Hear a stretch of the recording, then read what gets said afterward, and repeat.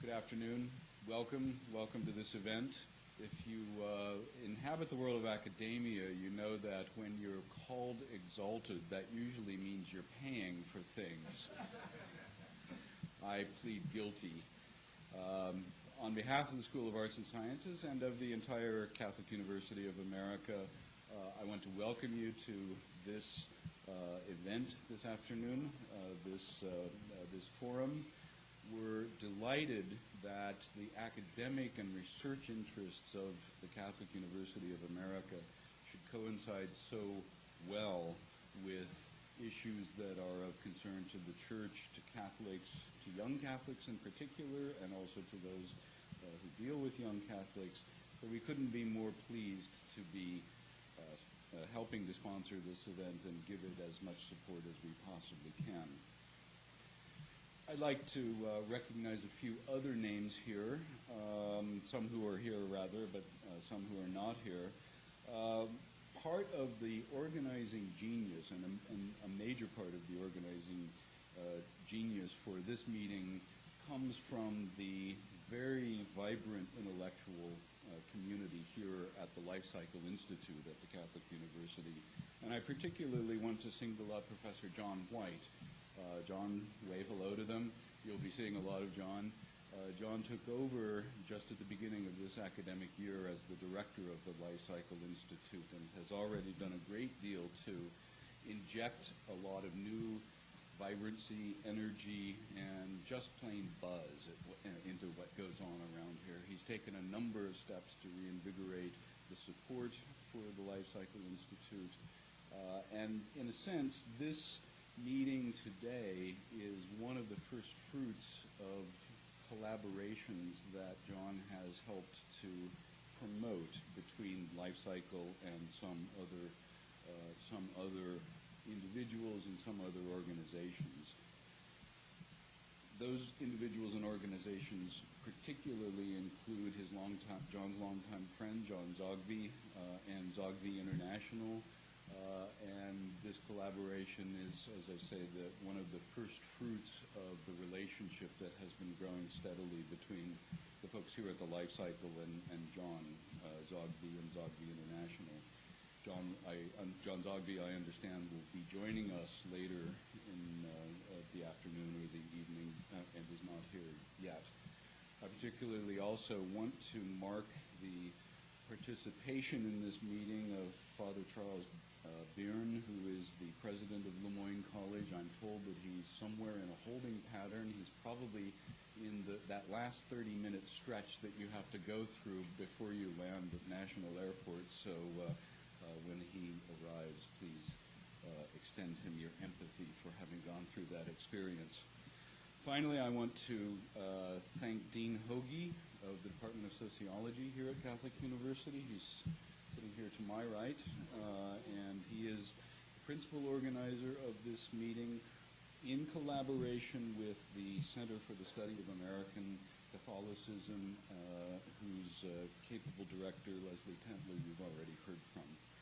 The final thing that I want to say is that apparently we're being web streamed live, so hello to everyone out in cyberspace, and we really are a very lively group, and I hope that you all enjoy the meeting. So glad you're here. Thank you very much.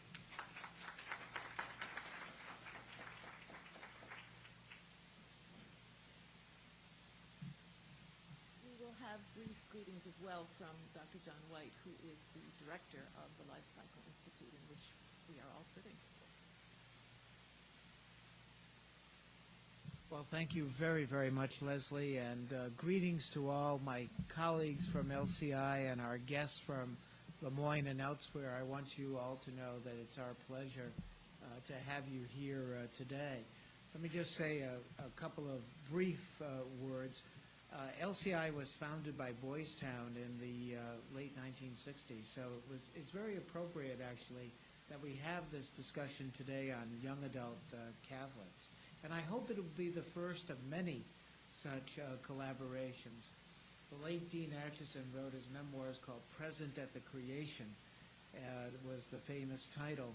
And about a year ago, John Zogby, Larry Poos, Dean Hoagie, and I met in which John Zogby said, we need to do something with Lemoyne, and we need to do it here at Catholic U, to which we agreed, and out of that came this conference, among other collaborations with John. In fact, one that's coming up very soon is that the Life Cycle Institute and Zogby International will have an online journal that will be starting this year. So look for that on our website.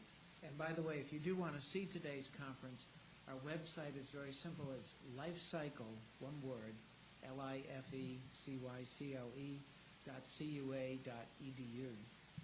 And that should be up there fairly shortly. I, too, want to just thank Leslie Tentler and my colleague Dean Hoagie for all of the work that they've done in bringing this conference together. I want you to know that as our guests here, we want you to feel welcome.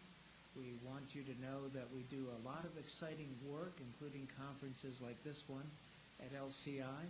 And for anyone that's interested, we also have a visiting scholars position, whereby for 1 year we will host you, we will pay you a small stipend courtesy of Dean Pooh. So come and ask me more about that, particularly if you're going on sabbatical or would like to spend either a year or a fall or spring semester with us here at LCI. We'd love to have you. So we're looking forward to this as the first of many wonderful collaborations, and thank you all for coming. If there is anything I can do to make your visit here more enjoyable, don't hesitate to ask. That's what I'm here for. Thanks again.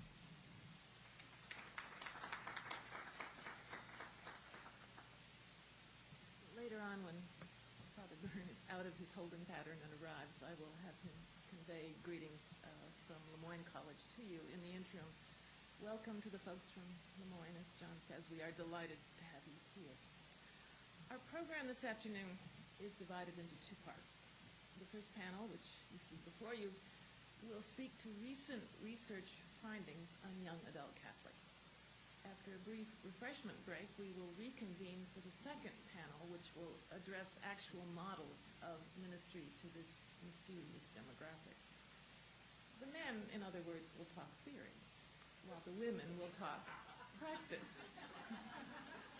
We might do well to meditate on the significance of this interesting division of labor.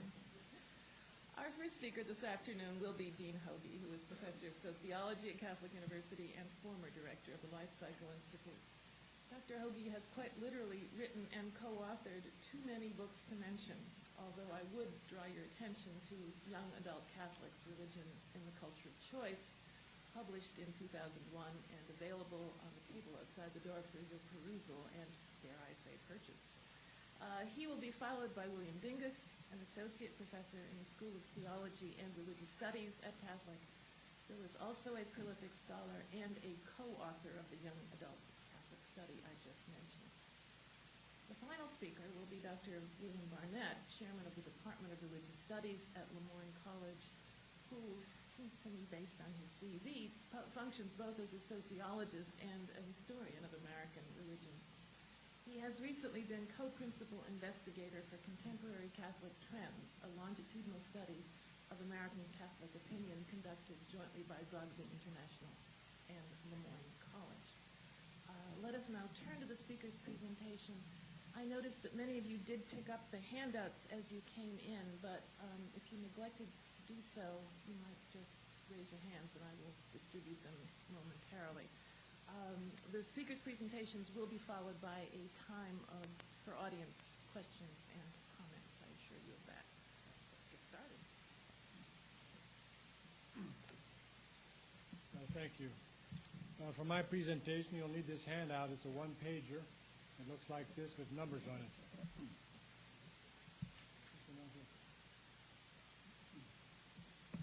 Dr. Dingus and I will divide our time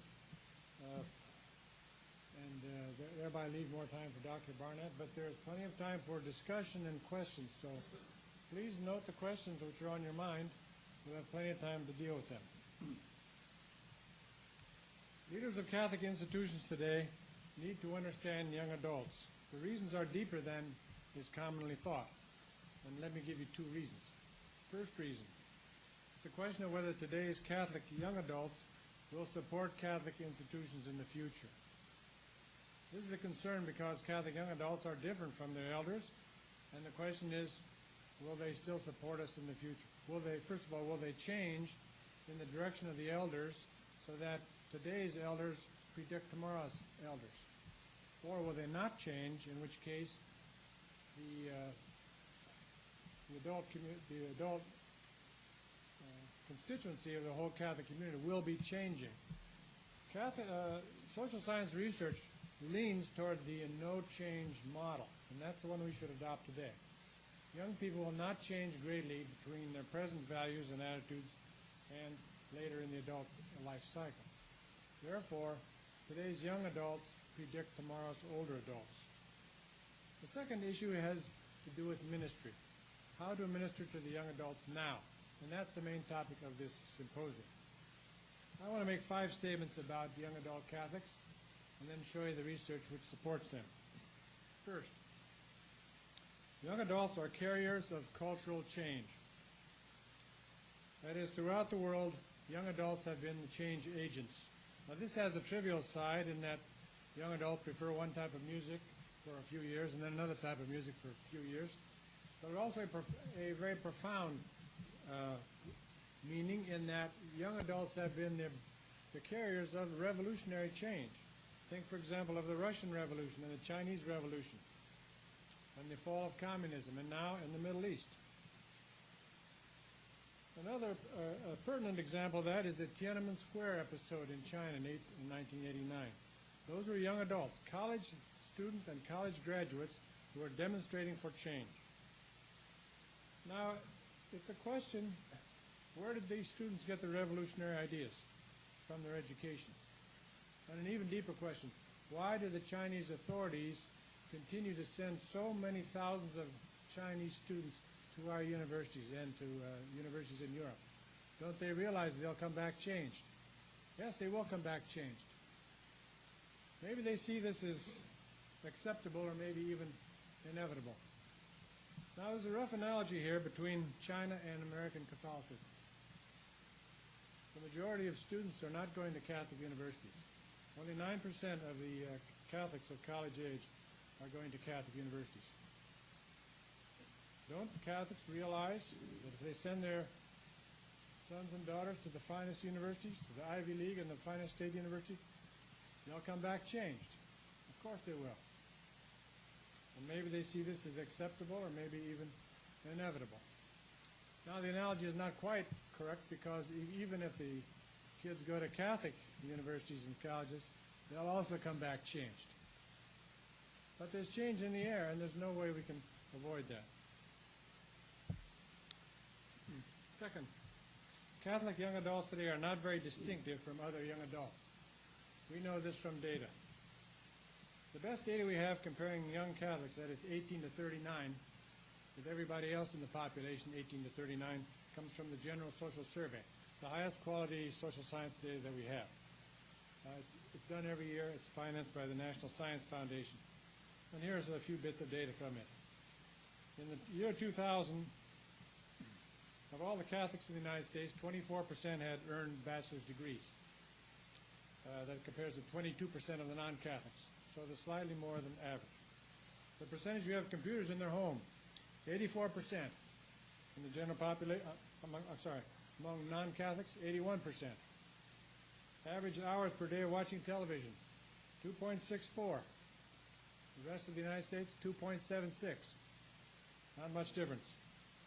Average age of marriage, for Catholics, 2/3 year higher than for non-Catholics. How to explain that, I don't know. We should know that the interfaith marriage rate is very high. 41% of Catholics marry spouses who are not Catholic at the time of the marriage. Church attendance for Catholics used to be much higher, but in this age group now it's lower. In the most recent survey, around 19% said they have gone weekly. Among non-Catholics, 20%. So there's a convergence. On some things, young adult Catholics are more liberal than others of their age group. the proportion of Catholics saying that homosexuality is always or almost always wrong is 42%. Among non-Catholics, 57%. Now that surprised me. There's a 15-point difference in that Catholics are more tolerant and supportive of homosexuality than non-Catholics. How about premarital sex?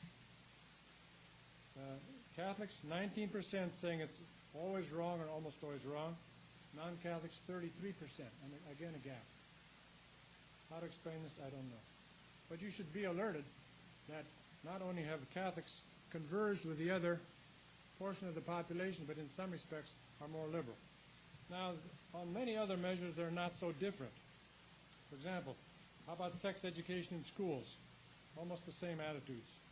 How about an old-fashioned item saying women should stay in the home and let men run the country?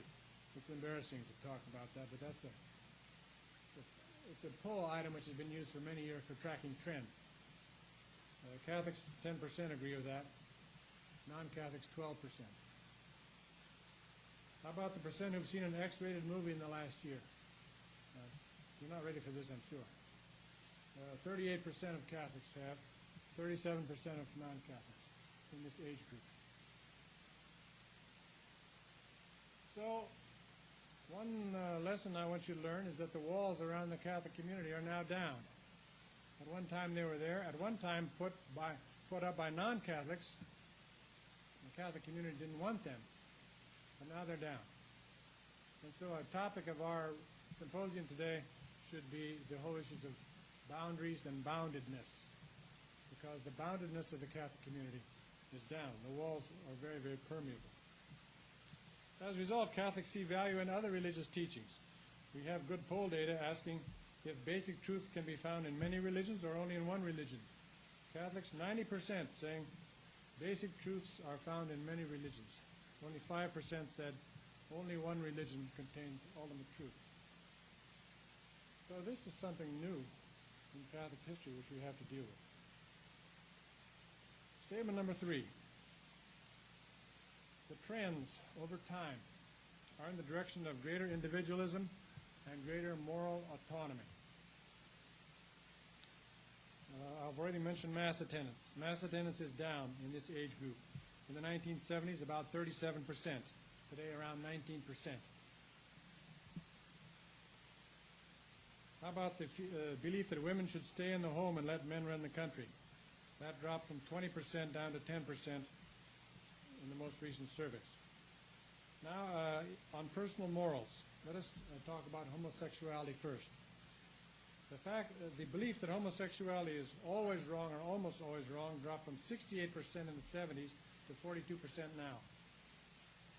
The belief that premarital sex is always wrong or almost always wrong dropped from 28 to 19%. Here's the point. We're moving in an individualistic direction in which people think that moral judgments should be up to themselves and depend on circumstances. So these are the trends among young Catholic adults, and they're similar to the trends in the rest of the population. Now I want to talk about generational differences among Catholics. And now I want you to turn to Table 1 on your handout.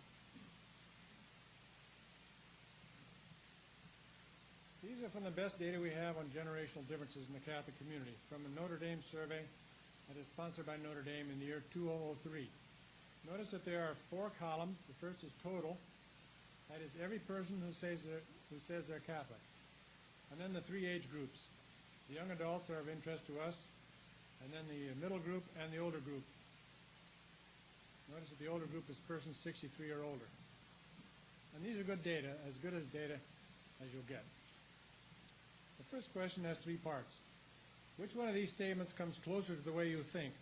Catholics must obey church teachings even when they disagree with them, or Catholics must do what they think is right even when it doesn't agree with church teachings, or don't know or refuse. Notice that the predominance is the second response. Catholics must do what they think is right even when it doesn't agree with them, with church teachings. Young adults, 70%. Now there's 6 points difference between the young adults and the middle group. I'm not sure why that occurs. In these data, there's normally not a difference between those two columns, but here there is. But the older group is 49. Let's go down to the next question. Individuals should seek out religious truth for themselves and not automatically conform to the doctrines of any church. Of all Catholics, 76% agree. Young people, 80. The oldest group, 54. Now, as a rule of thumb, any difference of 25 percentage points here is enough to cause real-world tensions. So when you see a difference of 25%, that's going to show up in real life. It'll be in the newspapers and it'll be on the street. Any difference of less than about 5 points could be due to error, so should be discounted. Next. If you believe in God, it doesn't really matter which religion you belong to. Of the young people, 88% agree to that. Now at the bottom of the page, we have whether certain acts are morally wrong. So there's three options. Always morally wrong, wrong except under certain circumstances, or it is entirely up to the individual. And these numbers are for always morally wrong. Engage in homosexual acts. Young people, 37. And the oldest group, 69. There's a gap of 32 points. Choose to terminate a pregnancy by having an abortion. Young people, 37. Older people, 55. Engage in premarital sex. Young people, 22. Older people, 64. There's a huge gap. Last, use condoms or birth control pills to prevent pregnancy. Well, not too many people think that's wrong. All those numbers are low.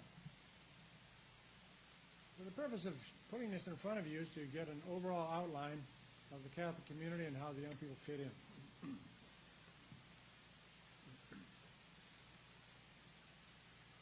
Now I want to just say one thing about these tables.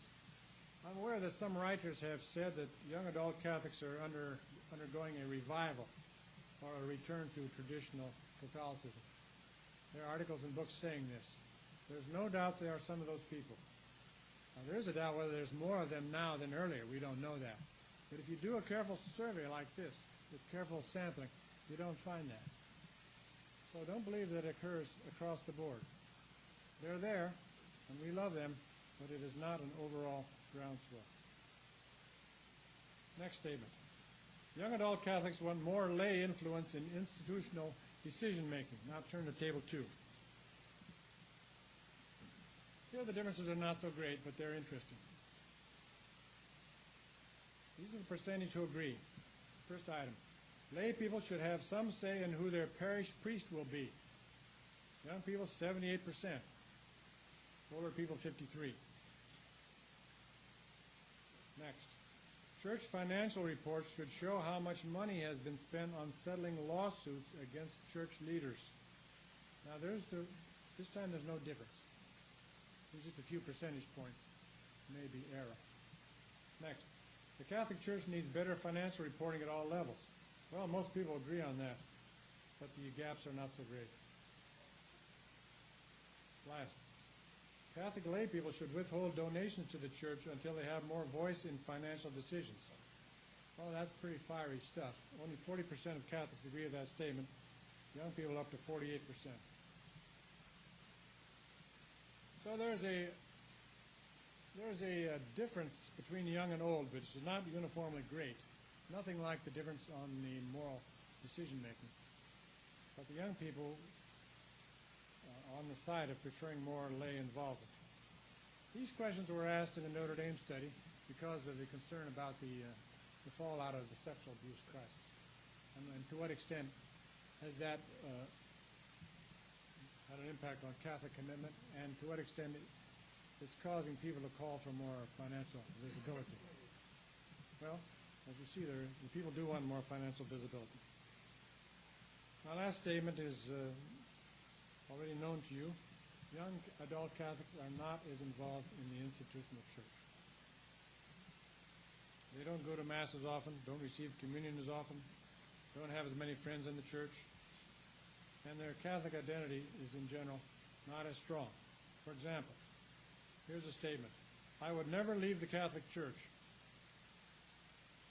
Now, Catholics 18 to 39 years old, but they don't know their futures, so they may not know. 67% said, that's true for me. Of the older people, 85%. Well, it's not fair because they're older and there's not as much life ahead of them. Another one. I could be just as happy in some other church. It wouldn't have to be Catholic. Young people, 56%. Old people, 37%. I'm going to finish on the comment that we often hear from young people, I'm spiritual but not religious. I think we have to take that statement seriously. We hear it all the time. And it's a signal that I'm Catholic in one way, but not really. It's like yes, but no. And the definition of what spiritual and religious means in this statement is not at all clear. In fact, that's a research test we should take up. What do the people mean when they say that? But we hear that all the time. And I think it's actually diagnostic if we can get to the bottom of this, because it's so widely stated and so widely felt. My time is up, and my job is not to spin out the implications of the research. We have other people who can do that better. Thank you.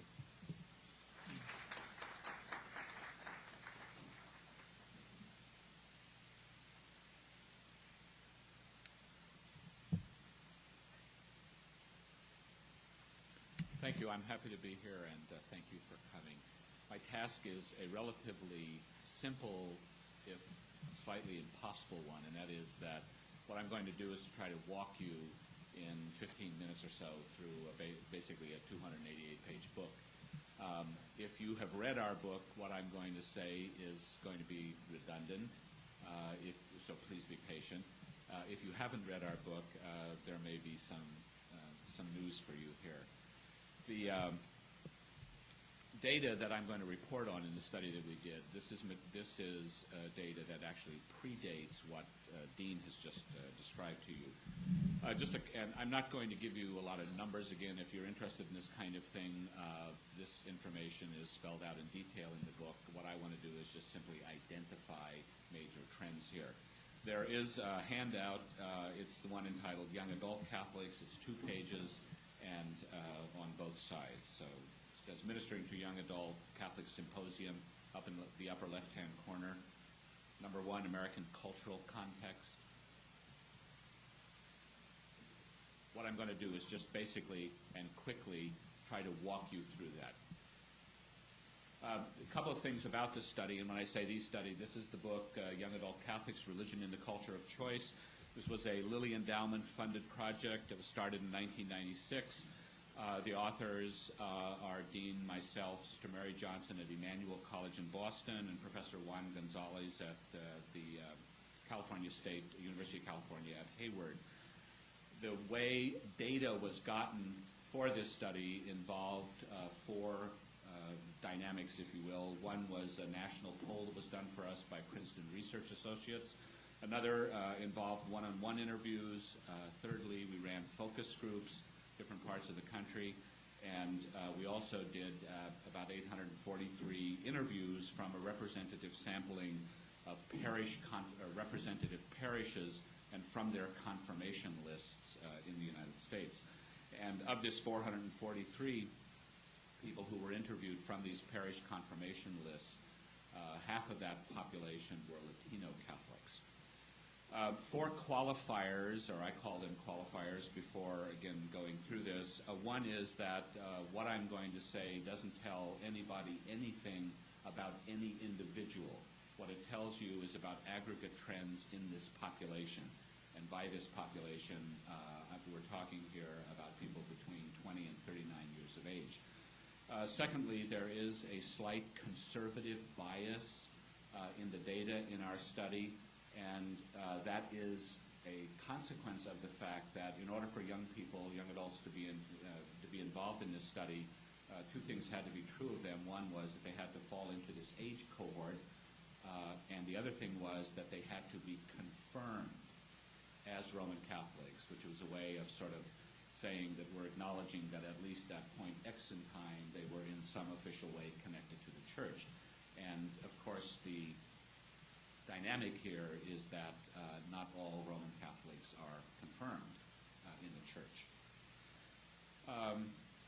The third thing is that I think we should remind ourselves that any age cohort is not necessarily a homogeneous group, that most of the folks that we interviewed, most of these young adults in our study, are Gen X Catholics, but Gen Xers themselves are not an entirely homogeneous group, any more than baby boomers are an entirely homogeneous group. We're talking about young people who live in urban situations, young people in rural situations, young people in college, young people in prison, young people in the military, et cetera, et cetera.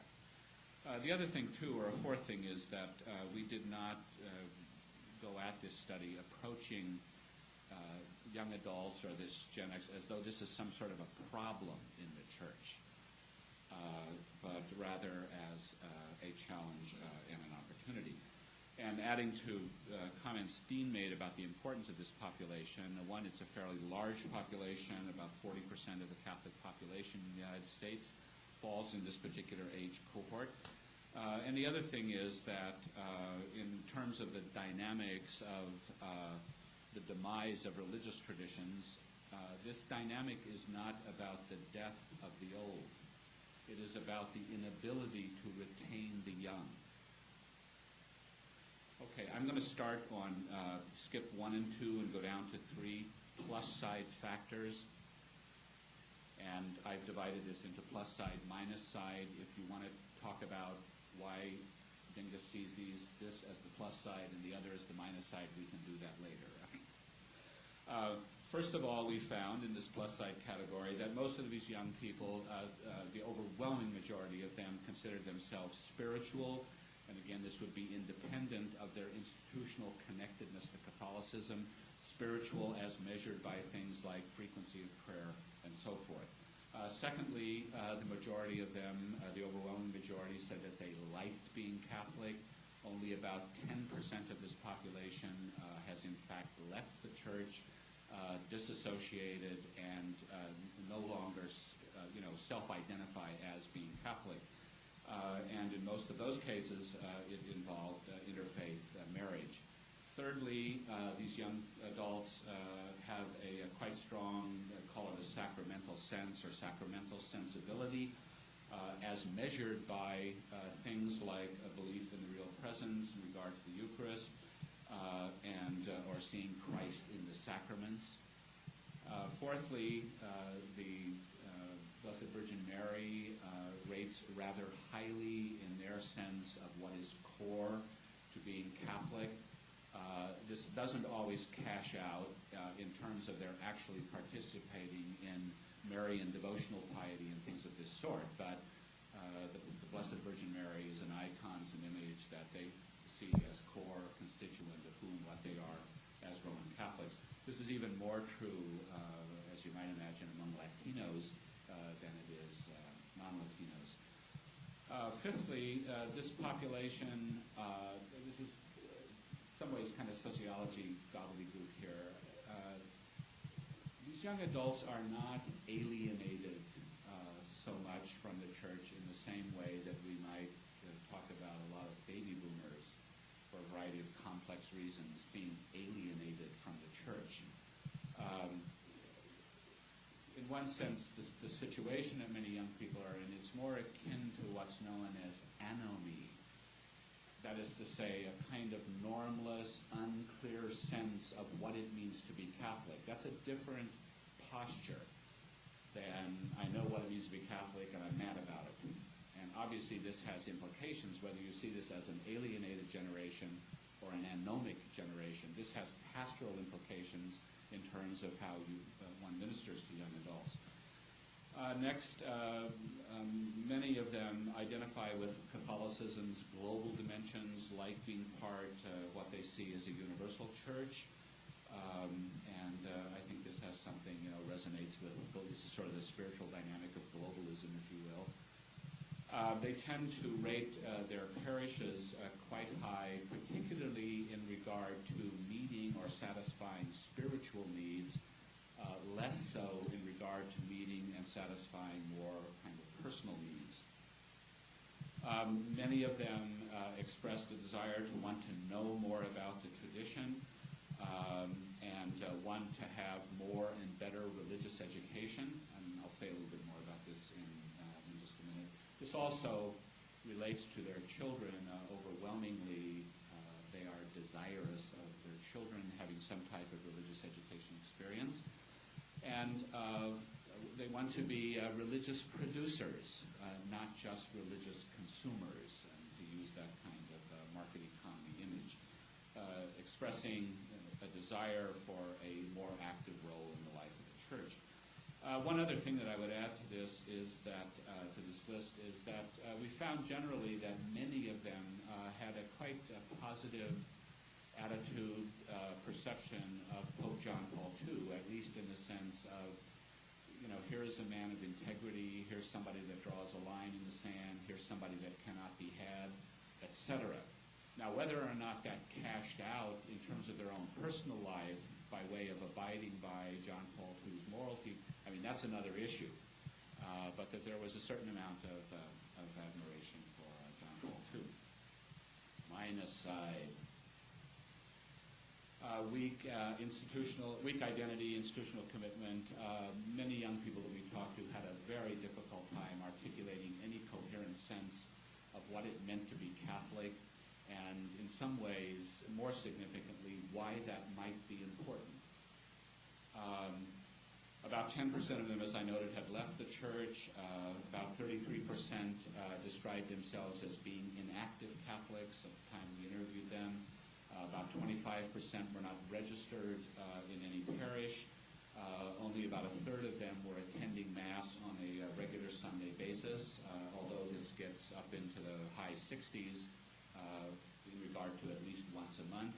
64% of them said that you could be a good Catholic without having to go to Mass.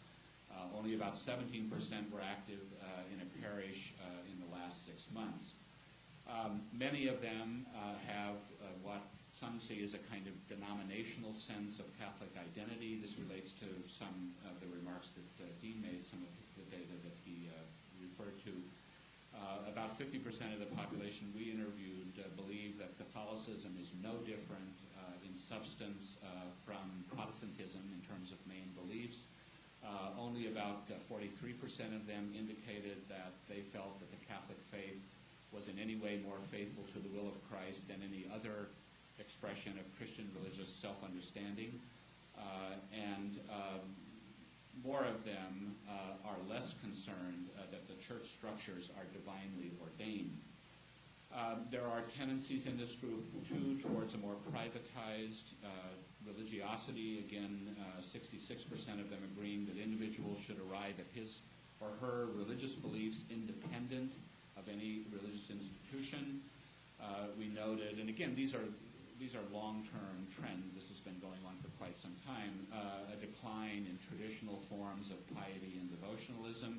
Again, this was a little bit less true in some regards with respect to Latinos. Many young people having a limited command of the history or language or symbolism of the tradition.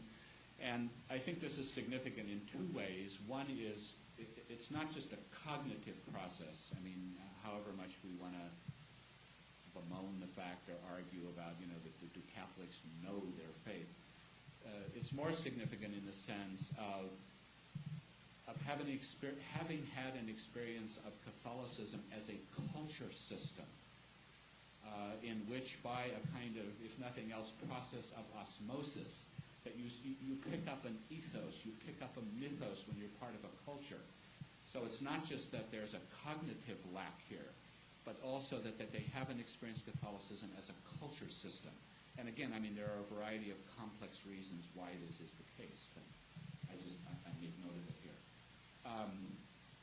A lack of overlapping membership that would reinforce Catholic identity. This would be indicated by things like, for example, almost half of them said that none of their 5 closest friends were connected to their parish in any way, or members of their parish. A lack of commitment mechanisms to the church. The commitment mechanisms, again, is just kind of an academic gobbledygook for that common sense. You know, when you invest time and energy in something, it's likely to mean something more to you. You have institutions that have ways to compel you or invite you to invest time and energy, it's likely to mean more. And where these commitment mechanisms are not there for young people. This is me personally, this was what I thought was one of the scarier numbers in this minus side of the ledger here. About 57% had never heard of the Second Vatican Council. Now, I'm not talking about, doing exegesis on Gaudium et Spes or what was Lumen Gentium about. Never heard of the Second Vatican Council. Ancient history. Limited knowledge of Catholic social teachings. Again, a strong sense, many of these young adults make a connection between being Catholic and that having something to do with the poor, social justice, this kind of thing. Good in that way, but not particularly sophisticated in terms of articulating the specifics of Catholic social teachings, and in some ways still operating out of a kind of charity sense of what social justice meant. Less than 10% of them had ever attended a meeting of a Catholic social justice group. What we heard from young adults. Be more welcoming, address issues that are relevant to us. A lot of the young people that we spoke with communicated in one way or the other a sense that in many parish settings, there wasn't a real sense that there was any real outreach to them. Lots of stuff for little kids, lots of stuff for junior high kids, lots of stuff for older adults, but no real sense that there was some kind of a meaningful outreach to young adults, not just teenagers and so forth.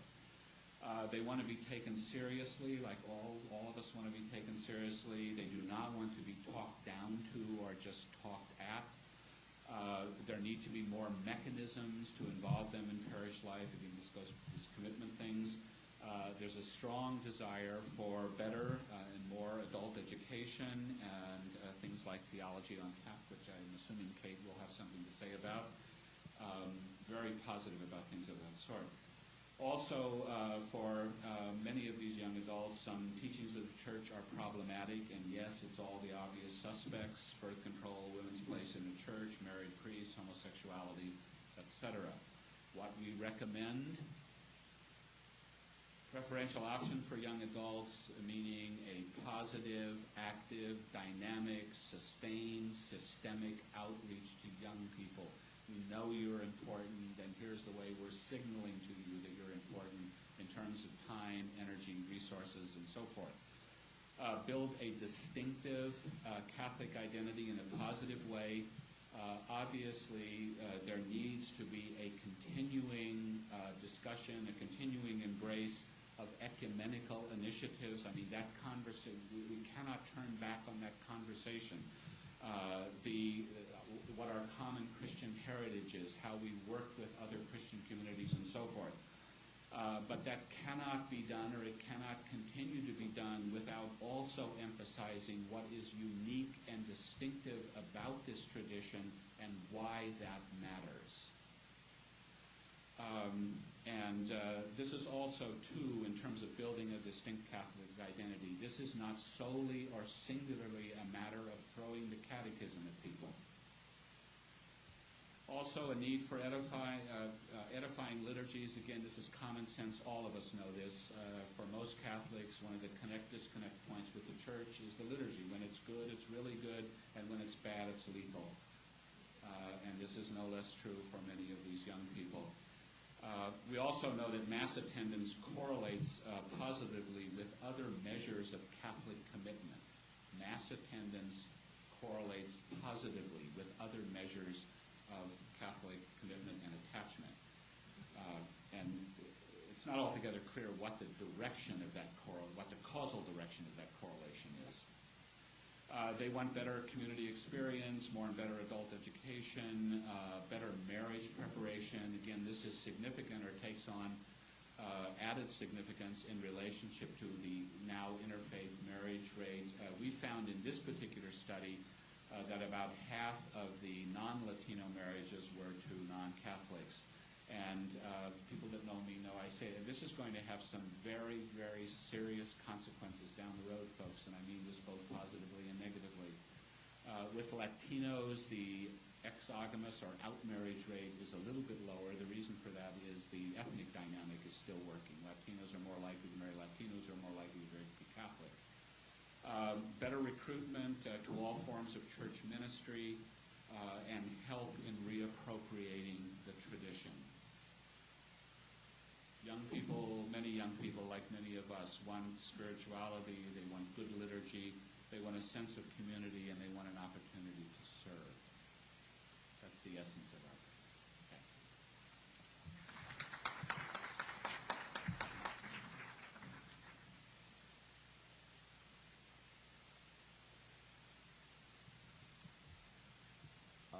I'm tempted to just simply say we can close this part of the program and get on with the discussion because a lot of what I have to say and report from our project is going to support or confirm what you've just heard. The unfortunate thing is, or fortunate as it may be, is that my boss, Father Charles Byrne, finally got down out of the sky and has joined the meeting, and he's sitting in the back. I'd like to acknowledge his presence and thank him for being here. But it's sort of like having your professor wonder if you've completed the term paper. So I better go ahead and read this just to prove that we in fact did the work. Who are young adult American Catholics, and why is it important to understand them? Although Contemporary Catholic Trends as a project has not focused specifically on young adult Catholics, we are pleased to join the Catholic University of America and the Life Cycle Center in sponsoring this conference on ministry to young adult Catholics. We will begin with a brief introduction setting our study in some historical and social context and will include an explanation of our methodology. And thereafter, we will provide young adult American Catholics, we'll profile young adult American Catholics with regard to religious belief and practice, attitudes toward recent church teachings regarding the war in Iraq, stem cell research, and same-sex unions, attitudes toward leadership and authority in the church, including their views of Pope John Paul II, and finally, attitudes toward the church's response to the sex abuse scandal. The handout that accompanies this paper contains an outline, all of the tables mentioned, and a summary of our significant findings, which I will not read, but you can refer to in case they get out the hook for me. The other thing I'd want to say is that for the last 3.5 years, I've been privileged to work with two other members of Lemoyne's faculty who unfortunately could not join me today, Dr. Robert Kelly of the Department of Sociology and Dr. William Reineman of the Department of Mathematics. And my role from religious studies in working with these other two faculty members has been just to make sure that whatever they wrote was theologically orthodox. But since there's no theology in the paper, my role was easy. Who are young adult American Catholics? They are, quite simply, the future of the American Catholic Church. Such a statement is more than a truism. As a great deal of research suggests, if attitudes and commitments that are formed early in life do not change radically as people become older, the attitudes and religious practices of young Catholics today portend significant challenges and change for the American Catholic Church in coming years. Of course, the attitudes of young adults do not emerge ex nihilo.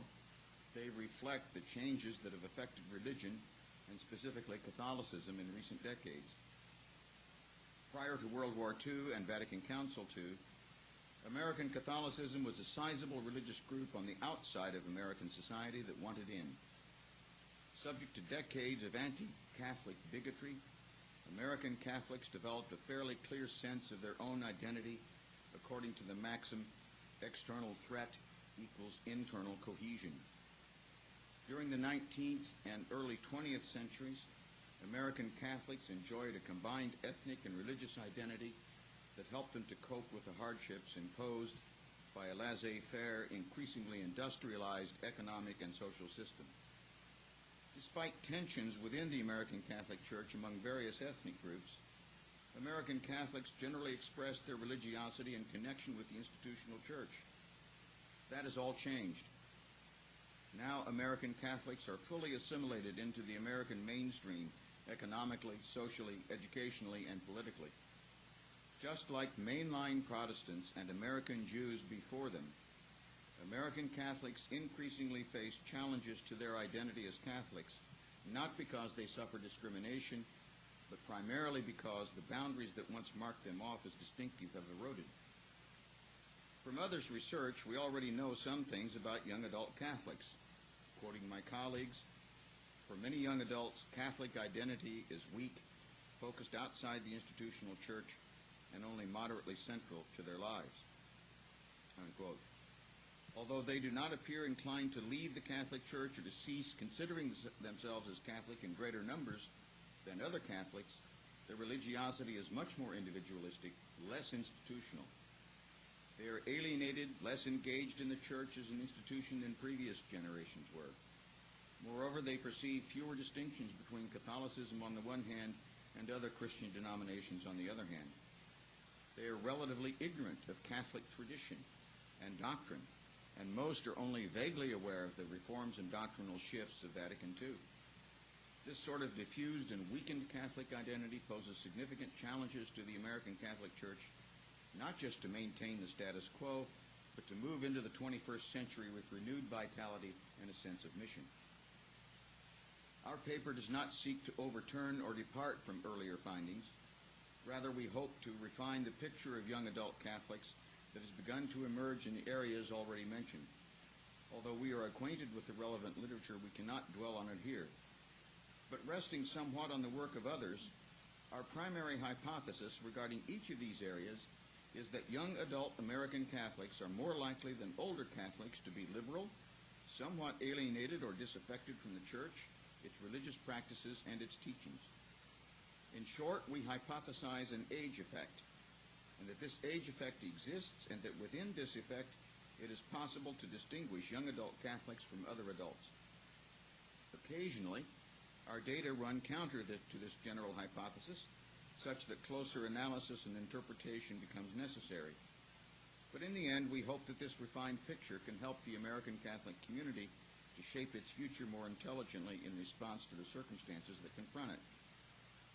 For our analysis of young adult Catholics, we use data from Contemporary Catholic Trends, a national telephone survey of adults 18 and over of U.S. Catholics conducted twice annually by Le Moyne College and Zogby International. The target sample is 1,500 interviews with approximately 80 questions asked in each survey. Samples are randomly drawn from a Zogby International database of residential phone numbers of American Catholics who previously have responded to national and regional polls conducted by Zogby in which they self-identified as Roman Catholics. CCT surveys, which were begun in the fall of 2001, contain standard questions that are asked in each survey and specialized question modules of approximately 20 questions focusing in detail on a specific issue, such as the wars in Afghanistan and Iraq and Catholic teaching concerning war. 7 CCT surveys were used for our analysis of young adult Catholics. For the topical analyses that follow, we employ different CCT datasets for different analyses depending on which dataset offers the most comprehensive information. For our analysis of young adult Catholics, we divided the sample into 5 age categories. You can refer to Table 1. And treated this measure as the independent variable in the analysis of a broad range of characteristics such as religiosity and attitudes on issues such as the Church's teaching on the morality of stem cell research and the views of the papacy of John Paul II. The cut points for the age categories were selected to maximize the number of young adults for use in our analysis, while at the same time employing a sensible upper limit of what it means to be a young adult. For this upper limit, we selected the age of 27 because it approximates the average age of first marriage among young adults today. The other age categories are established at approximate 10-year intervals or at natural cut points such as the retirement age of 65. In our analysis of young adult Catholics, we wish to explore the nature of the influence that age has on a broad range of reported behaviors and opinions. More pointedly, we wish to know if the distributions of these reported behaviors and attitudes differ significantly depending on whether the respondent is a young adult or a member of another age group. Statistically, there are a number of ways in which one might elect to pursue this question. We selected a relatively simple approach referred to as cross-tabular or contingency table analysis because, relative to more sophisticated multivariate techniques, it allows us to actually examine how the distributions of responses are influenced by age categories, an important advantage given the exploratory nature of our work. To illustrate this, Table 2 in the handout presents a cross-tabulation of our measure of involvement in parish life and liturgy by age. From the table, one can infer that young adult Catholics are much more likely to have little involvement in parish life and liturgy and much less likely to be involved in these activities than are older Catholics. Moreover, the youngest Catholics in the table are 3 times more likely to be least involved than the oldest Catholics in the table, 28% versus 9%. Further, the youngest age group is also more likely than any other age group to be least involved in their approach to parish life and liturgy. Similarly, the youngest Catholics are the least likely to be very involved in parish life and liturgy, with a 28 percentage point differential between the youngest and oldest groups in the sample. This table provides strong preliminary evidence that the degree to which Catholics in our sample are involved in parish life and liturgy is influenced by age group membership. That is, we are seeing strong signs of an age effect. Because the discussion that follows is based on the analysis of literally hundreds of these tables, we cannot present them all here. Rather, we will discuss our findings generally in terms of age effects in relationship to our general hypothesis. Overall, if we see differences between the young adults and older adults in the range of 10 to 15% or more, we will consider this to be a notable or strong age effect. In describing these effects, we will be careful to note whether the differences we see clearly distinguish the youngest adults, 18 to 27, from other age groups, or if the youngest adults share response patterns with other age groups, for example, the 28 to 39-year-olds. This type of analysis only examines the relationship between 2 variables. A difficulty within such an approach, however, is that absent the use of a highly controlled experimental design, the social world is a complex system and cannot be summarized using only 2 variables. In the analysis of survey data such as CCT, we typically seek to overcome this difficulty by introducing control variables to determine whether our initial 2-variable relationships, that is the age effect, are modified when we control for important additional variables. In these analyses, we first conducted bivariate, that is 2-variable analyses, between our age group measure and a broad range of attitudinal measures, and then we next examined these relationships controlling in sequence for gender, education, and ethnicity. Again, that's listed on Table 1. We selected these control variables because of their well-documented and important influences on religious behaviors and attitudes, and indeed on social behaviors and attitudes in general in American society.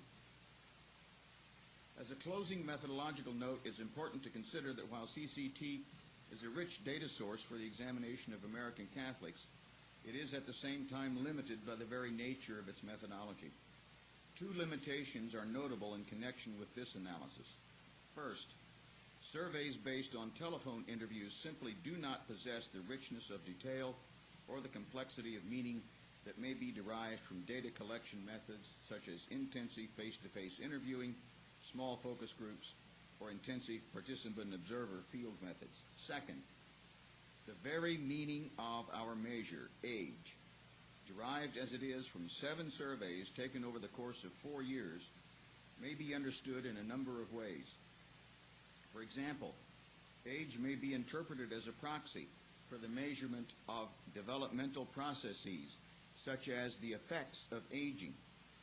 Much of the research literature on faith development, for example, takes this approach. However, this interpretation of age may be problematic if one is using survey data collected at one point in time or over the course of a short period of time, because we are sampling people of different ages at a fixed point in time rather than following specific age groups as they mature through developmental stages over time. That is, developmental interpretations of age to be definitive require panel studies in which respondents are followed throughout their life cycle. Similarly, age may serve as a proxy for cohort effects, that is, the behavioral or attitudinal effects that occur when groups at key stages in their lives experience important social events. For example, consider the parents of the baby boomers who as children and adolescents had experienced the Depression or the Second World War. Or consider adolescents and young adults who experienced Vatican Council II during the 1960s. What is important to understand is that with survey data such as ours, it will be difficult to disaggregate age as a cohort effect from age as a developmental effect. In the discussion, then, we deal with these ambiguities by focusing mainly on empirical description and avoiding interpretations that rely on a developmental or cohort model. We measured American Catholics on 11 different dimensions of Catholic identity and religiosity and sought to ascertain the effects of any of age on each dimension. Recall that the underlying hypothesis that we tested in our analysis is the expectation that younger adult Catholics, those 18 to 27, will be more alienated or disaffected from Catholic identity and religiosity than older Catholics. Generally, analysis supported this hypothesis. Specifically, we found that younger adult Catholics were much less likely than older adult Catholics to engage in traditional religious practices such as Mass attendance, confession, novenas, and prayer. Related to this finding, we also found that younger adult Catholics were significantly more likely to view their relationship with God in individualistic terms rather than in church-based sacramental terms. Also consistent with this finding, younger adult Catholics were much less likely to be engaged in parish life, as we've already seen. Further, as predicted, younger adult Catholics were much more likely to disagree with the Church's moral teaching on abortion, stem cell research, homosexuality, and birth control. But they were more likely to agree with Church teaching on capital punishment and debt relief to poor nations. Overall, younger Catholics were much less likely than older Catholics to self-identify as religiously conservative and much more likely to self-identify as religiously moderate. Interestingly, however, the youngest, 18 to 27, and the oldest, 65 and older, in our sample were the age groups least likely to view themselves as religiously liberal. Finally, younger adult Catholics were significantly less likely than older Catholics to say that they would definitely stay within the Church. An important caveat should be added to these findings. The age effects that we found for religious practices, Church moral teachings, and the likelihood of leaving the Church operated both for the 18 to 27-year-olds in our sample and for the 28 to 39-year-olds. That is, contrary to other youth effects we found on Catholic identity and religiosity, these three, for religious practices, church and moral teachings, and the likelihood of leaving the Church, did not weaken until the respondents are well into middle adulthood. There were, however, exceptions to the support that we found for our age effect hypothesis. For example, younger adult Catholics differed little from older Catholics on basic theological beliefs, such as the divinity and resurrection of Jesus, and the Bible as the inspired Word of God. The absence of an age effect on basic religious beliefs is consistent with findings from other research. We also found no age effect on measures of self-identification and commitment to being Catholic. That is, younger Catholics were as likely to see themselves as Catholic and desiring to be seen as Catholic as were older Catholics.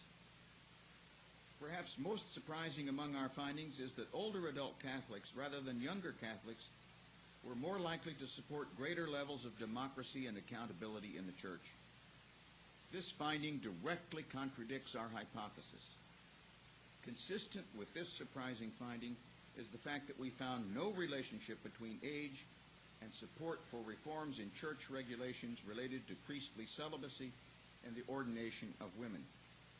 We suspect that these findings may be artifacts of the low degree of engagement and interest of young adult Catholics in matters of the institutional church relative to older Catholics. Controlling all of these findings for gender, education, and ethnicity left the age effects relatively unchanged. Now to more specific topics. Regarding the conflict in Iraq, and prior to the actual invasion, we found younger Catholics were less inclined to strongly support the war. We also found, as shown in Table 3, that younger Catholics were less inclined to feel that President Bush is doing a good or excellent job of handling the war in Iraq. All age groups felt that war would be justified if it did not cause more harm than good, and if it were fought so as to minimize civilian casualties. Younger Catholics, however, were less inclined to feel that war would be justified on the ground that it has a high probability of succeeding. It is interesting to note that these differences disappeared in a later survey conducted in April 2003, just before the conclusion of initial combat operations.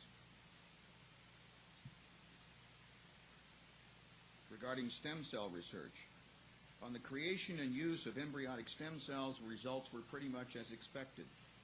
There was strong agreement in all age groups that it is immoral to create human embryos for the purpose of isolating stem cells in all age groups. You can refer to Table 4. Regarding the use of already existing human embryos, older Catholics were more likely than younger Catholics to oppose such a practice. As predicted, older Catholics were much more aware of church teaching in this area than younger Catholics, but interestingly, as shown in Table 4, younger and older Catholics generally agreed with the Church's position prohibiting the use of embryonic stem cells for any purpose, while the middle age group was split on this issue. In addition, older and younger Catholics were more inclined to support banning stem cell research in the United States than were middle age groups. In response to questions about using the beneficial results of stem cell research, predictably, younger Catholics were more likely to accept such beneficial procedures than were older Catholics. In the fall of 2003, and again in the spring of 2004, we asked a series of questions concerning governmental and church policies and proposed policies related to same-sex couples seeking legal and/or sacramental status for their unions. These questions were asked at a time when interest in these topics was high, due both to the Massachusetts Supreme Court's holding that same-sex couples are legally entitled to civil marriage if they seek it, and to the prominent role in the presidential campaign of proposals for a constitutional amendment defining marriage as only between a man and a woman. Focusing first on governmental policies, we asked respondents about the degree to which they agreed or disagreed with proposals to permit civil marriage for same-sex couples and to permit civil unions for same-sex couples. Catholics as a whole did not approve of permitting civil marriage, or sacramental marriage for that matter, for same-sex couples. But substantial majorities did approve of permitting civil unions for same-sex couples. When we explored whether age influenced the likelihood that our respondents would approve or disapprove of these proposals, we found strong age effects in the predicted directions. That is, as age increased, support for these proposals decreased, and adult Catholics in our youngest age group were much more likely than older Catholics to agree with proposals to permit civil marriage and civil union status to same-sex couples. The distributions displayed in Table 5 clearly illustrate this finding. By a wide margin, Catholics age 18 to 27 were the age group most likely to support civil unions, while 42% of 18 to 27-year-olds strongly approved of this proposal. Only 28% of 28 to 39-year-olds did. Similarly, while only 6% of 18 to 27-year-olds strongly disagreed with civil union proposals, 30% of 28 to 29-year-olds did. Results consistent with these emerged when we examined the effects of age on proposals for a constitutional amendment defining marriage as only between a man and a woman.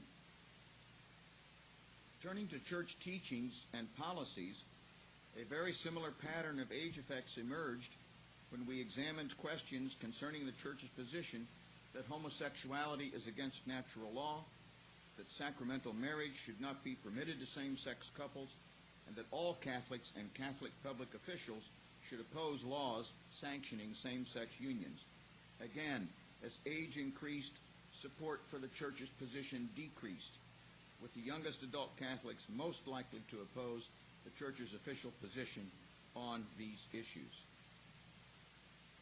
With regard to comparisons between Latinos and Euro-Americans, we found that Latinos were considerably more liberal in their attitudes toward same-sex unions than were Euro-Americans on nearly all questions.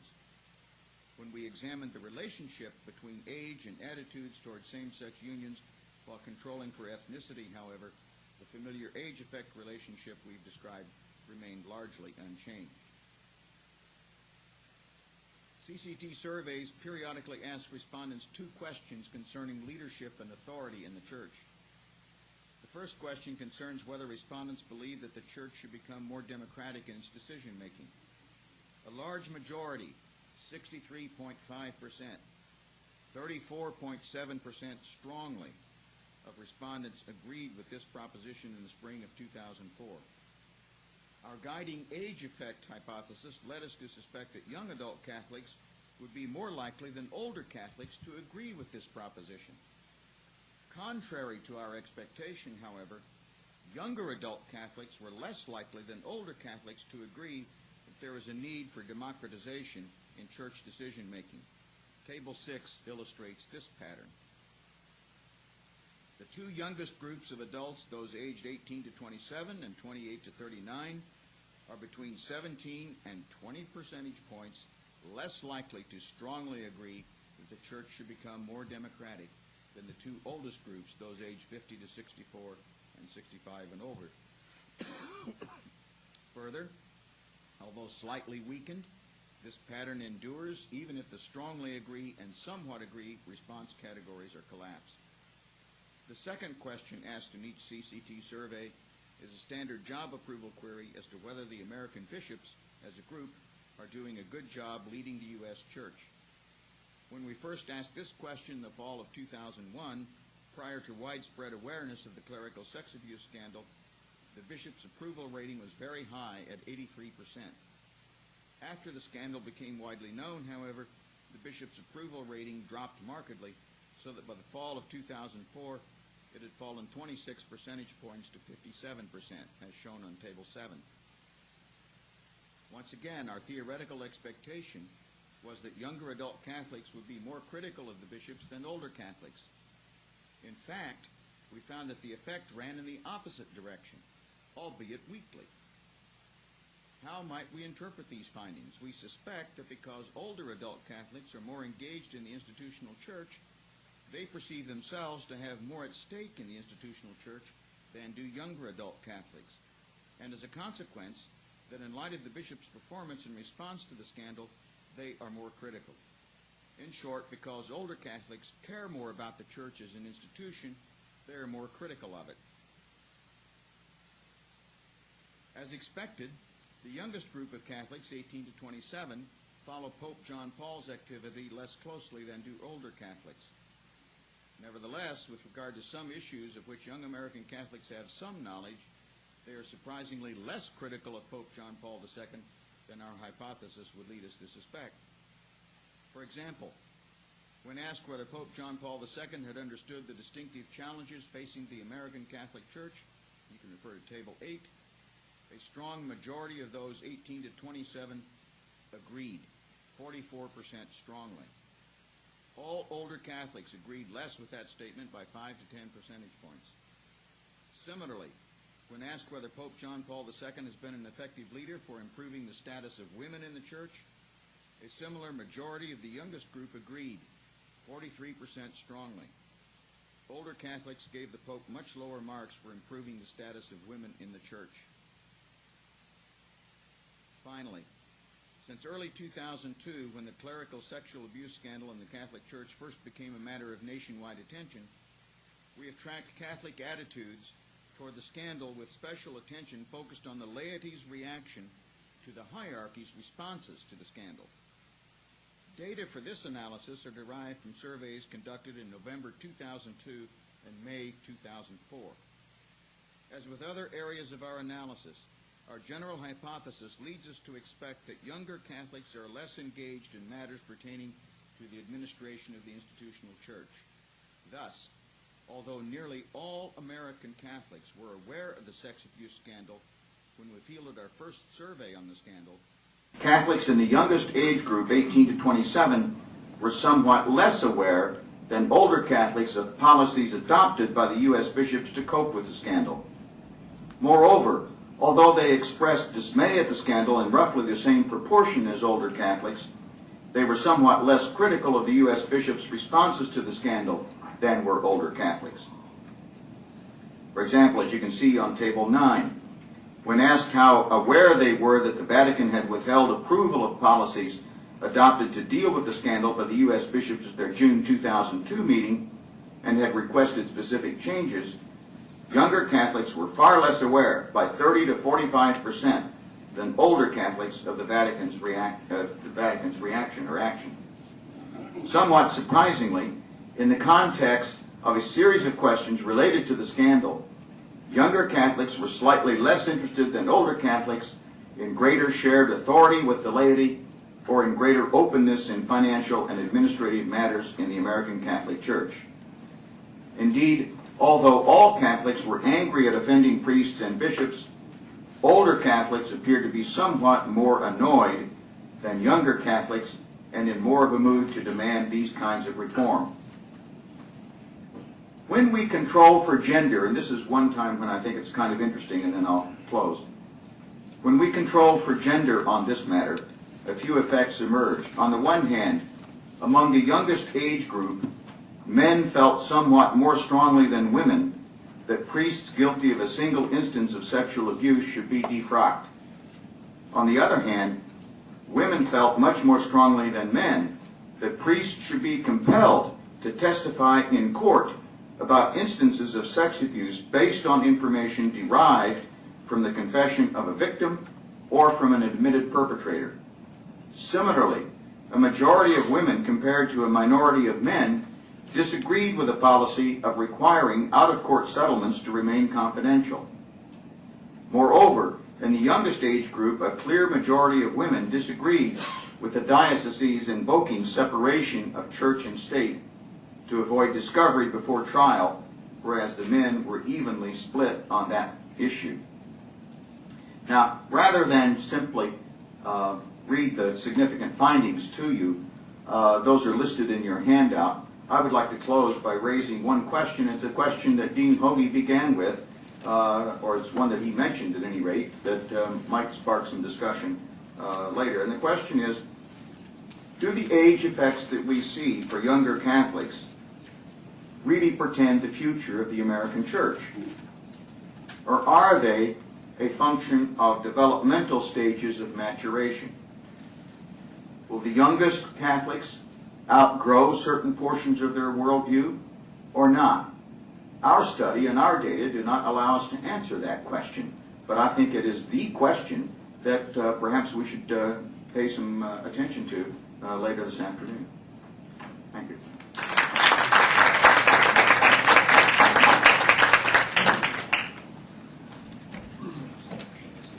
We have about half an hour for questions, comments, and then there'll be coffee. There will be coffee. I was quite nervous about that for a while, but it has arrived, during which time we can continue the discussion more informally. So I open the floor. You can address questions to any one of the panelists or generally. Yes? You have some variables here that you look at besides age. Was there any look at the effect of being married, having children, or Catholic schooling as resulting in some different outcomes? We did take a look at, with regard to other data, with regard to marriage effects and also with regard to Catholic schooling. And the differences there are very slight. There is some greater knowledge of theological doctrine and so forth as you might expect, but the differences on the kinds of issues that I was reporting today are very slight. So since they were so slight, we didn't think it was worth talking about. In the young adult study, if, for example, they had been to Catholic schools, they were more likely to know about the Second Vatican Council, and also the obvious that if they came from intact families, they were more likely to be committed than if that was not the case. Whether people go to church is very much affected by their family situation.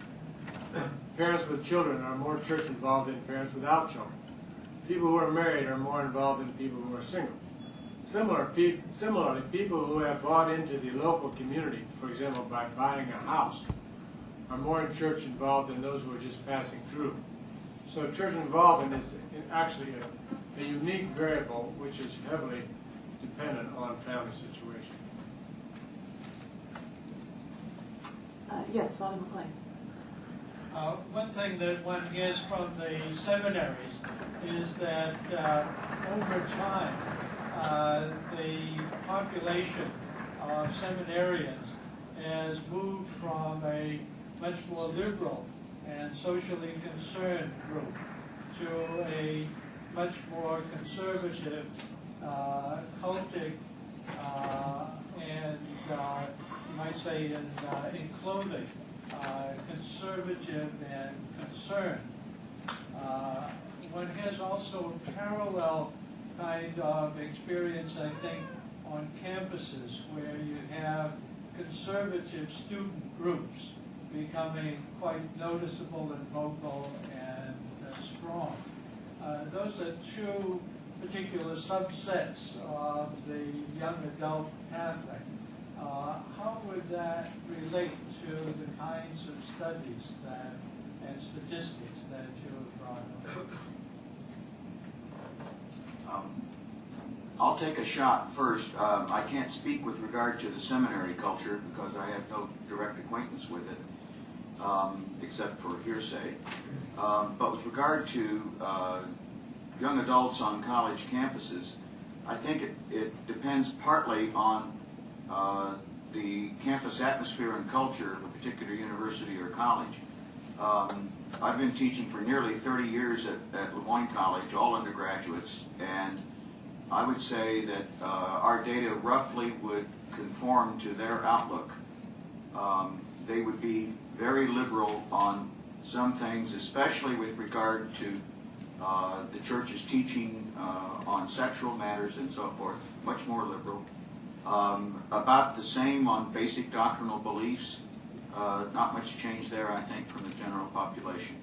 So I think that my anecdotal experience as a faculty member for several years would pretty well conform to the picture that our data showed us.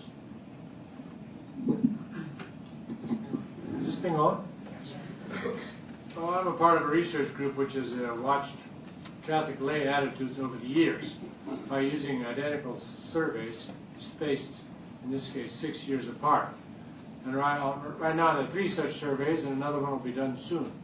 So they are the best measures we have of trends.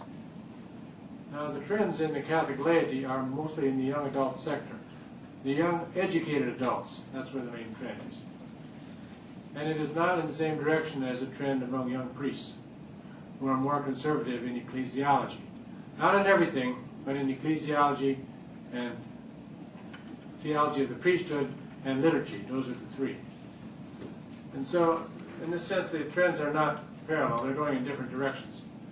And so on those issues, I think the young adults and the younger priests are not going to be in accord in the immediate future. I think there's a little a nuance here in this way, and that is that obviously there are some groups, again, you can see these in campus settings, that are more confrontational, more ideological driven, and more ideologically self-consciously associated with the Catholic right or a more conservative view. On the other hand, I think sometimes this also gets tied up or connected with more traditional forms of devotional piety and so forth, so that sometimes Catholics that might be more left of center will see students doing things that look like a kind of a regression to pre-Vatican II piety and translate that as they're conservative Catholics. And that's, in my mind, it ain't necessarily so. I think sometimes there are other dynamics going on there in this behavior that on the surface looks conservative, that really has more to do with a sense of a need for boundaries, for having some way to demonstratively express what it means to be Catholic in this otherwise kind of flattened out American religious milieu. Yes, in the middle here. Do you have any data concerning the regional influence on young adults? For example, if a young adult grew up in the South, would his or her attitude be different, say, from growing up in Seattle or Portland? Our study does track regional differences, and there are some slight regional differences. Interestingly, on some questions such as the war in Iraq, the more conservative region of the country turned out to be the Midwest for us. But these regional differences vary issue by issue. And so it's difficult to talk about trends, at least among Catholics. We didn't control for region in our study of young adult Catholics, so I can't specifically say to speak to that. But throughout most of our surveys, it switches back and forth from one region to another for the most part. If you talk about both Protestants and Catholics combined, just to look at the level of church going in the United States, it's lowest on the Pacific Rim. It's clearly lowest there. California, Oregon, Washington, Alaska, and possibly Hawaii, I don't know. But certainly on the Pacific Rim. It's highest in the Old South. And the rest, it's not such great differences. Now the Catholic scene is a little bit different in that let's talk about traditional church, let's say traditional ecclesiology. It's more traditional in the old portion of American Catholicism, that is the heartland of American Catholicism. And it is more innovative in the new portions of Catholicism, for example, the South, which years ago there were no Catholics down there, but now they're there, but they're new Catholics. And also in the Midwest. So there's an additional dynamic of the old Catholic heartland and the newer areas. There's another dynamic too here. Dr. Barnett mentioned this notion of external threat, internal cohesion, that if you are a religious population that is very much a minority in a situation in which there are a lot of people that are very, very different from you, that's likely to make your sensibility, your consciousness of who you are more acute. And you may be aware of the last issue of Time magazine has a rather interesting piece on, quote, Bible Belt Catholicism. And it makes precisely this point that several of the people who are interviewed there say something to the effect that Catholicism in the South is, one individual said, quote, it was truer and more pure. And that it was a consequence of being in this overwhelmingly fundamentalist Pentecostal evangelical milieu. And they're coming at us, and we're going to go at them. Yes, in the second row. To follow up on the question about church practice, church attendance, are there trends that characterize the third or so young adults who don't go to church at all, where they just meld in with the rest of the population in terms of the result, or are there certain characteristics of them as a group? Do you control for that?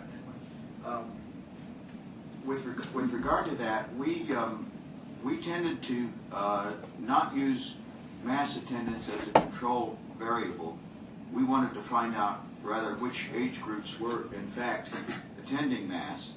And as you might guess, and as one would predict, the younger age groups attend Mass less frequently than the older age groups do, and that correlates with other measures of parish involvement, as you might guess. But with regard to how that translates into other groups, such as those who do not go to Mass, and what that means, they tend to be, nearly all of our surveys, very much on the more liberal end of things and very much more opposed to official church teaching, which means that they're probably going to meld into the rest of the population almost invisibly. And I think that's one of the real questions here, is how someone who might identify themselves as a Catholic and continues to do that in their lives, how that makes any difference at all when there are no boundary markers. That's a tough problem for them. Yes. As I listened to you, the thing that struck me was, if you talk about older Catholics, it was the milieu was basically one of more of a dependent posture in relationship to the hierarchy, for example, or to the official church teachings. Whatever the church said is what happened, And it seems as if we've kind of maybe perhaps are moving at this time to, especially with the younger people, to more of a counter-dependent. You're not going to tell me what to do, I'll figure it out for myself. And I wonder if in the long run, if we're not heading for somehow trying to right the course of the dependent by this almost counter-dependent stance, but we're still in process to getting to the place where we all might be truly independent persons in relationship, which is not where we were in the with an older group, in the group that may be a little bit more. You're not going to tell me, it's more of it's not real independence; it's more counter-dependent. And then I just wonder if we're in a massive process of kind of moving to a more adult faith community, and we're seeing maybe both ends of the spectrum before we get there. About 90 years ago, a German Lutheran theologian by the name of Ernst Trauch said that increasingly, in the next several years, religious faith, in his words, would turn on the needle's point of personal conviction. And I think we're seeing some of that, especially with regard to the youngest Catholics that we are able to study. It goes back to this distinction of being spiritual and not being religious. It goes to being individualistic and not being communal or communitarian. I think the real issue is whether, for the church, is whether there is any sense of communal life or communitarian life that can appeal to young adults and that they might find meaningful. I think if you think in Hegelian terms, that's a kind of almost inevitable reaction on the part of Catholics. Again, there is the obvious fact that we live in a culture that the ethos of which is powerfully individualist. One could also argue, I suppose this is more theologically loaded, but this is, in some sense, the hegemonic triumph of Protestantism. That is to say, the genius of which is nobody stands between me and my God. No institution, etc. John. Yeah. Thank you all first. The presentations really emphasized, I thought, the value of tolerance among young adult Catholics. I saw a primary value, and as a result, it seems to me that if that's the case, then the location for their spirituality is related to that ideal. In other words, that the spiritual nature comes from within. If that's the case, then how does the church respond? Maybe that while we all welcome tolerance as a great value, it also seems to really pose a dilemma for the Catholic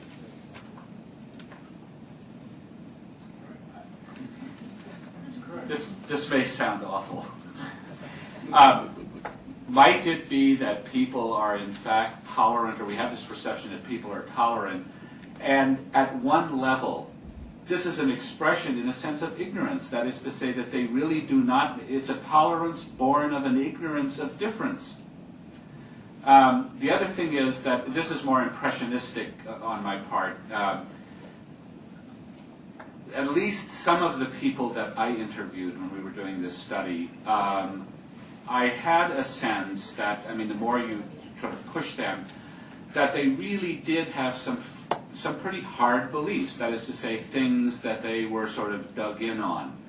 The problem was that one of the cardinal sins in a kind of postmodern cultural milieu is to be perceived as being, quote, intolerant or, quote, judgmental. And so it wasn't really that at some level they did not have some fairly strong, firm convictions. But there was this kind of more potent cultural force of not wanting to be perceived as being intolerant or that was something that was associated with the more radicalized religious right, and I'm not that. Now, I don't know for a fact, John, I mean, how pervasive that is, but certainly with some of the people I talked to, I kind of picked that up. We did do a survey on Catholic attitudes toward religious pluralism. But my colleague, Professor Mary McDonald, who's sitting in the third row there, she's the director of Contemporary Catholic Trends now. And she and I developed that question module, but we haven't had a chance to analyze the data yet. But I think it's important to keep in mind, just for general purposes, a concept or a difference between what one might call a toleration zone and a comfort zone. And with regard to tolerance, the American people in general are very tolerant about lots of things. You know, go to the streets of New York City and you can see that. But whether or not they have real knowledge and whether they have a genuine personal comfort with what it is that they're supposed to be tolerant of in this culture, I think is another matter altogether. And we don't know, we haven't yet been able to analyze the data with that sort of a concept in mind. So. Yes. In the book, The Religion and the Culture of Choice, a term that is brought up that I found very interesting was young adults living as self-defined Catholics. And in talking with other practitioners about that term, another term came up of kind of the cafeteria Catholic. And I remember one of the other practitioners challenging us that that term was not expressive of young adult Catholics because the cafeteria Catholic is assumed to walk into, or at least virtually walk into, a smorgasbord of Catholicism and be able to pick and choose on their Catholic tray as to what that they would, bring into their life of faith. And she was challenging us that actually she saw the young adult, the current crop of young adults, kind of living almost as a shipwreck. And that as opposed to a cafeteria where knowledge and experience was there to pick and choose, to live on a shipwreck means you kind of wait for things to pass by you and pick them up and then decide whether they're going to be part of the lived experience. And I wonder if any of the researchers have any thoughts about the idea of cafeteria and what does it say about us as an institution, and how are we going to continue to provide a place to go to even learn about the tradition, as opposed to hoping that pieces of the shipwreck continue to flow? The Catholic tradition is so rich. There's so much in there. And the people who are learned know this. The people who are not learned may not know this. There's saints, there are reformers, there's mystics, there's theologians. There's no way you can avoid being a cafeteria Catholic because we have to make some selections. So I do not think this word should be used in any scientific word. It's a polemic word. In my judgment, it should not be used at all. Because everybody is faced with choices. There's so much there. And this should not daunt us. This actually should be seen as our agenda, to discern and to hold up what is nourishing and inspiring. I think actually that's our agenda today, in order to enhance Catholic identity. This is not a destructive thing at all. This is a necessary procedure. Yes. The sociologist Withnow and others say that denominational differences are becoming less and less important, and the major differences are between a more conservative and a more liberal views on public policies on moral issues. So how does this affect an estimation, say, in the future for the Catholics?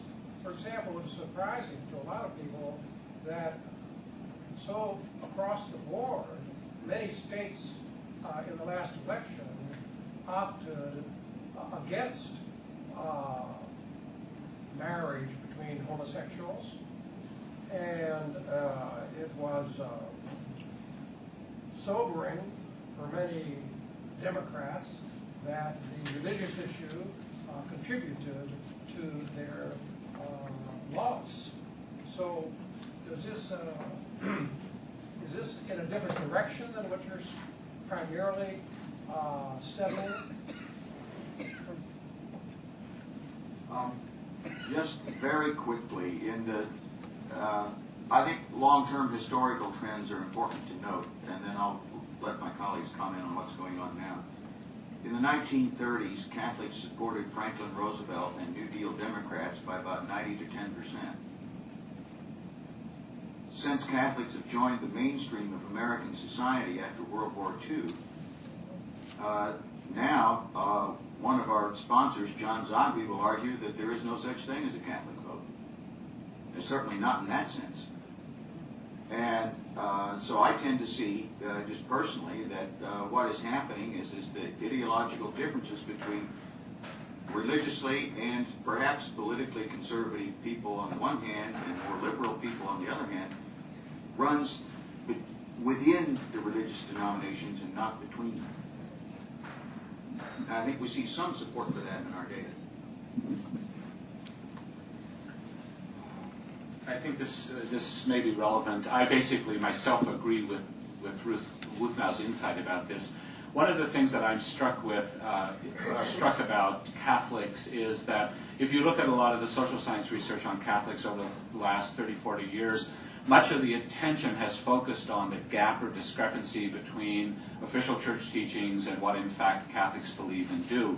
But in my own mind, one of the much more ominously revealing variables is not that gap, which is to say that isn't a serious problem. It's the decline in the salience of Catholic identity. That is to say, for more and more, it's becoming less and less important that you're Catholic.